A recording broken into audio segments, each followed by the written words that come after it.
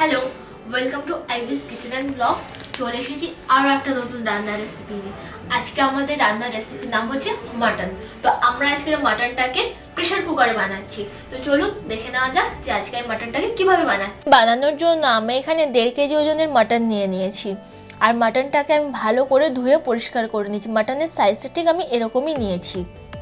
এরপর আমি নিয়ে নিয়েছি নুন ম্যারিনেশন করবার জন্য। আমি এখানে বেশি করে একটু নুন দিয়ে দিয়েছি। সঙ্গে দিয়েছি 1 চামচ আদা বাটা আর 1 চামচ রসুন বাটা, আর দিয়েছি 1.5 চামচ মতন হলুদ গুঁড়ো, দিয়ে অল্প একটুখানি সর্ষের তেল দিয়ে দিয়েছি, আর সাথে দিয়ে দিয়েছি 100 গ্রাম মতন টক দই, দিয়ে সবটাকে ভালো করে মিক্সড করে নিচ্ছি।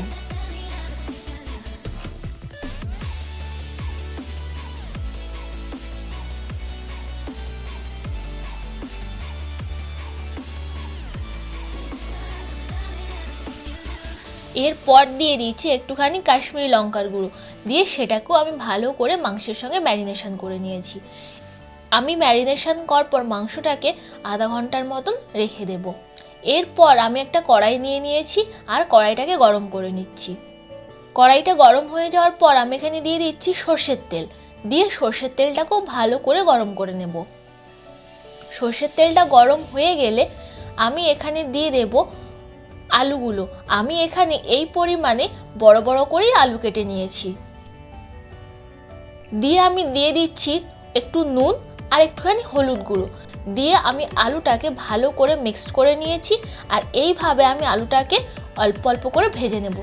যখনই দেখবো আমার আলুর কালারটা ঠিক এরকম চলে এসছে, তখনই আমি আলুগুলোকে একটা বাটির মধ্যে নামিয়ে নিচ্ছি।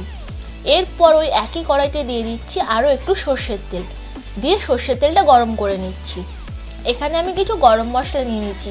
4টে এলাচ, একটা বড় এলাচ, একটা দারচিনি, 2টো শুকনো লঙ্কা, অনেকগুলো লবঙ্গ, আর নিয়ে নিয়েছি জয়িত্রী, আর নিয়ে নিয়েছি গোলমরিচ। তেলটা গরম হয়ে যাওয়ার পর আমি এখানে দিয়ে দিচ্ছি 1 চামচ মতন জিরে, আর দিয়ে দিলাম ওই গরম মশলাগুলোকে, দিয়ে আমি একটুখানি নাড়াচাড়া করে নেবো যতক্ষণ না পর্যন্ত এর গন্ধটা চলে আসছে। যখনই দেখবো এর গন্ধটা চলে এসে, তখন আমি এখানে প্রায় 500 গ্রাম মতন পেঁয়াজকে কুচো করে কেটে রেখেছিলাম। আমি এবার সেই পেঁয়াজটাকে এখন এর মধ্যে দিয়ে দিচ্ছি, দিয়ে সেটাকে আমি নাড়িয়ে নিচ্ছি। আমি কিন্তু পেঁয়াজটাকে খুব বেশি করে ভাজবো না, কারণ মাটনটাও সেদ্ধ হতে সময় লাগবে, পেঁয়াজও সেদ্ধ হতে সময় লাগবে। পেঁয়াজটা যখন এরকম ভাজা হয়ে গেছে, আমি তখন দিয়ে দিচ্ছি আরও এখানে 1 চামচ আদা বাটা, আর দিয়ে দিচ্ছি 1 চামচ রসুন বাটা, দিয়ে আমি সেটাকে ভালো করে পেঁয়াজের সঙ্গে মিক্সড করে নিচ্ছি। ততক্ষণ নাড়িয়ে নেব যতক্ষণ না পর্যন্ত এর কাঁচা গন্ধটা চলে যায়। এরপর আমি এখানে দিয়ে দিচ্ছি 4টে কাঁচা লঙ্কাকে কুচো করে নিয়েছিলাম, সেটা আমি এখানে দিয়ে দিয়েছি, আর সেটাকে আমি পেঁয়াজের সঙ্গে ভালো করে নাড়িয়ে নিচ্ছি।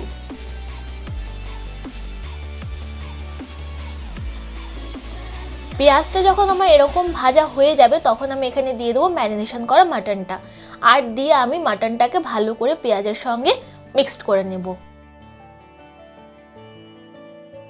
এভাবেই আমি আস্তে আস্তে পেঁয়াজ আর মাংস দুটোকেই একসাথে কষতে থাকবো।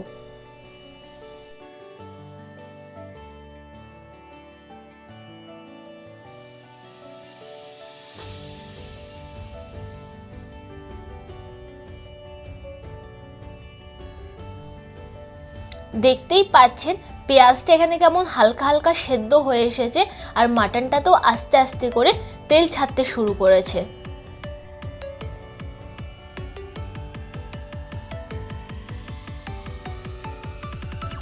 আমি এখনো পর্যন্ত এই মাটনটাতে একটুও জল দিইনি, কিন্তু তেল আর জল দুটোই এখানে মাটন থেকে ছেড়ে দিয়েছে। এখন আমি এখানে দিয়ে দিই সামান্য পরিমাণে হলুদ গুঁড়ো, এরপর দিয়ে দিচ্ছি 1 চামচ মতন ধনে গুঁড়ো, আর দিয়ে দিচ্ছি কাশ্মীরি লঙ্কার গুঁড়ো। দেওয়া হয়ে গেছে, এবার আমি এটাকে ভালো করে মিক্সড করে নিচ্ছি। মিক্সড করে নেওয়ার পর আমি এরকমভাবে লো টু মিডিয়াম ফ্লেমে আমি মাংসটাকে আস্তে আস্তে করে কষাতে থাকবো। এখন আমি এখানে দিয়ে দিচ্ছি 4টে টমেটো কুচি, আমি এখানে টমেটোটাকে আগে থেকেই কুচি করে রেখেছিলাম। দেওয়ার পর আমি এখানে একটা ঢাকনা লাগিয়ে দিচ্ছি। এখন টমেটোটাও একটু একটু সেদ্ধ হয়ে এসেছে, আর আমি আরও ঢাকনাটা খুলে নিয়ে আমি আরও একটুখানি নাড়িয়ে দিচ্ছি যাতে নিচ থেকে লেগে না যায়।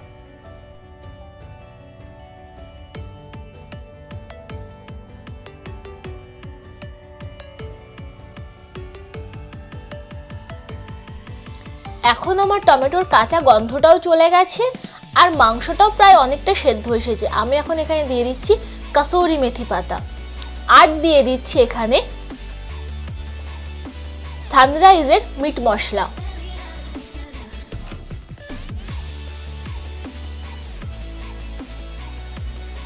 দেওয়ার পরে আমি এটাকেও ভালো করে নাড়িয়ে নিচ্ছি।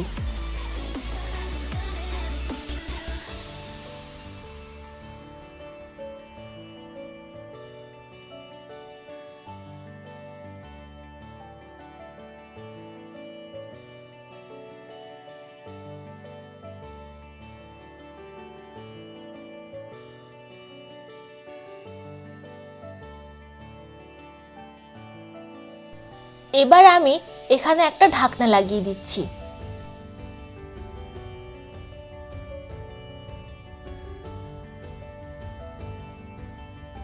ঢাকনাটা খোলার পর দেখতেই পাচ্ছেন যে কতটা সুন্দর কালার এসেছে। এরপর আমি এখানে দিয়ে দিচ্ছি ভেজে রাখা আলুগুলোকে। আমি তো এটা প্রেসার কুকারে দেবো, সেজন্য আমি একবার আলুটাকে মাংসের সঙ্গে মিক্সড করে নিচ্ছি। এই আলু মিক্সড করার পর আমি এটাকে আর 2 মিনিট এরকমভাবেই রেখে দেব। রেখে দেওয়ার পর গ্যাসটা অফ করে আমি এটাকে এবার একটা প্রেসার কুকারের মধ্যে নিয়ে নেব।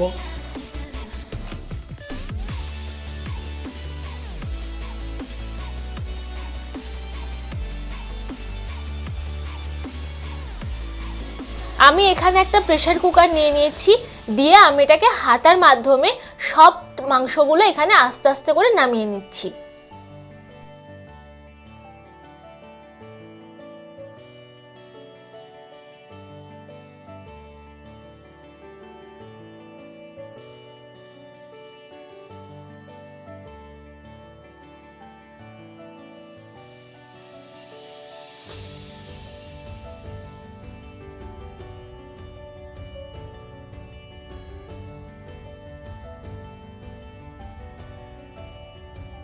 সব মাংসটা আমার এখানে প্রায় দেওয়া হয়ে গেছে। এবার আমি প্রেসার কুকারটাকে একবার একটু ঝাঁকিয়ে নিলাম যাতে পুরো জায়গাটা কভার আপ হয়ে যায়। এরপর বাকি যে মশলাটা কড়াই লেগেছিল আমি এখানে সেটাও দিয়ে দিচ্ছি। এরপর কড়াই ধুয়ে যে জলটা হবে সেটাও আমি দিয়ে দিয়েছি, আর দিয়ে দিয়েছি সামান্য পরিমাণে একটুখানি জল। আমি কিন্তু এখানে খুব বেশি পরিমাণে জল দিইনি, আপনারা চাইলে আরেকটু পরিমাণে জল অ্যাড করে নিতে চান যদি আপনারা ঝোল খেতে পছন্দ করেন। এরপর আমি গ্যাসটা অন করে প্রেসার কুকারটাকে বসিয়ে দিয়েছি লো টু মিডিয়াম ফ্লেমে, যাতে গ্যাসটা একটু দেরিতে বাড়ে আর মাংসটা আমার ততক্ষণে সেদ্ধ হয়ে যায়। আর এই সময়ের জন্য আমি এখানে কিছু ধনেপাতা আর কিছু চেরাই করা কাঁচা লঙ্কাকে কুচো করে নিয়েছি। দেখতেই পাচ্ছেন আমার এখন প্রেসার কুকার থেকে সিটি দেওয়া শুরু হয়ে গেছে। আমি কিন্তু এখানে মাত্র 2টো সিটি দেওয়া করিয়েছি। আর এখন আমার প্রেসার কুকারের ঢাকনাটা আমি খুলে দেখছি, আর দেখতেই পাচ্ছেন মাংস আলু দুটোই খুব ভালো করে সেদ্ধ হয়ে গেছে, আর ঝোলও খুব বেশি হয়নি, খুব কষা কষাই হয়েছে। তো আর নিচ থেকে একটুখানি লেগেও যায়নি। আমি ওকে এই মাংসটা দিয়েছি একটুখানি টেস্ট করে দেখবার জন্য যেটা কেমন হয়েছে। গ্রেভিটা দেখুন খুব সুন্দর, কালারটা দেখো। এখন তাও তো গরম মশলা পড়বে মতে না? গরম মশলা দেওয়া হয় না এখন, কিন্তু দেখুন আপনি কালারটা কি সুন্দর এসছে। আর মাংসটা আপনাকে দেখাই, এই দেখুন দেখুন কিভাবে মাংসটা ছেড়ে দিচ্ছে। এবার খেয়ে নিয়ে দেখি কেমন হয়েছে এটা। সেদ্ধ তো খুব ভালোই হয়েছে, আর গ্রেভির টেস্টটাও খুবই ভালো হয়েছে।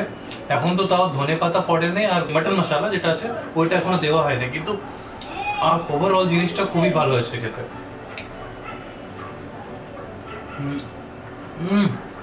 সলিড। এটা আমি কাউকে দিচ্ছি না, এটা তো আমি খাবো। এবার আমি গ্যাসটাকে আরেকবার অন করে নিচ্ছি, নিয়ে আমি প্রেসার কুকারটাকে বসিয়ে দিচ্ছি। এরপর আমি এখানে দিয়ে দিচ্ছি খুব অল্প পরিমাণে চিনি।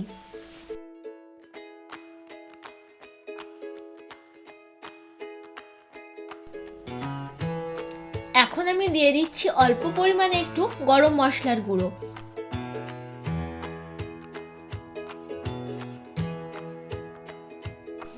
আর দিয়ে দিচ্ছি ধনেপাতা কুচোনো আর কাঁচা লঙ্কা চেরাই করাগুলো। সবগুলো আমার দেওয়া হয়ে গেছে। সবগুলো দেওয়া হয়ে যাওয়ার পর আমি এটাকে একবার নাড়িয়ে নিচ্ছি।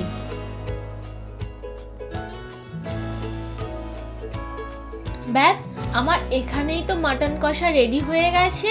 আমি কিন্তু সব কিছুই খুব ঘরোয়া উপকরণ দিয়ে বানিয়েছি। দেখতেই পেয়েছেন কালারটা কত সুন্দর এসেছে। তো আপনারাও একবার বাড়িতে এটা বানিয়ে দেখবেন।